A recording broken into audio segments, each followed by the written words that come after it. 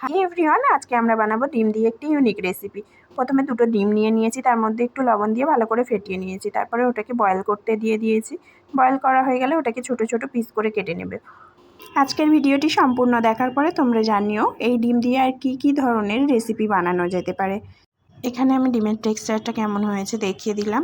তারপরে নিয়ে নেব একটা কড়াইয়ের মধ্যে দিয়ে দেবো সরিষার তেল। সরিষার তেলটা ভালোভাবে গরম হয়ে যাওয়ার পর ওর মধ্যে দিয়ে দেব পেঁয়াজটাকে ব্রাউন করে ভেজে নেব।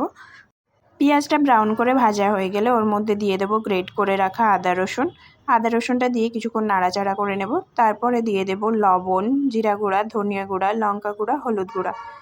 সব মশলাগুলো দিয়ে দেওয়ার পরে ভালো করে নাড়াচাড়া করে নেব। তারপরে দিয়ে দেব কেটে রাখা টমেটো, কেটে রাখা পেঁয়াজগুলি ও মটরশুঁটি। এগুলোকে কিছুক্ষণ নাড়াচাড়া করে নেব। তারপরে দিয়ে দেব কেটে রাখা ডিমগুলি।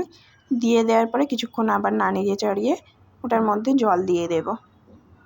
জল দিয়ে দেওয়ার পরে এটাকে ঢেকে আমি 15 মিনিটের জন্য রান্না করে নেব। তো আমার ভিডিও তোমাদের কেমন লাগে কমেন্ট করে জানিও। তো তারপরে এটাকে আমি প্লেটে পরিবেশন করে নেব। প্লেটে পরিবেশন করা হয়ে গেলে এটাকে আমি টেস্ট করব।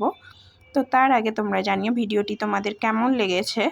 লাইক করে দিও, সাবস্ক্রাইব করে দিও, শেয়ার করে দিও। টেস্ট করে দেখলাম, খুব সুন্দর টেস্ট হয়েছে।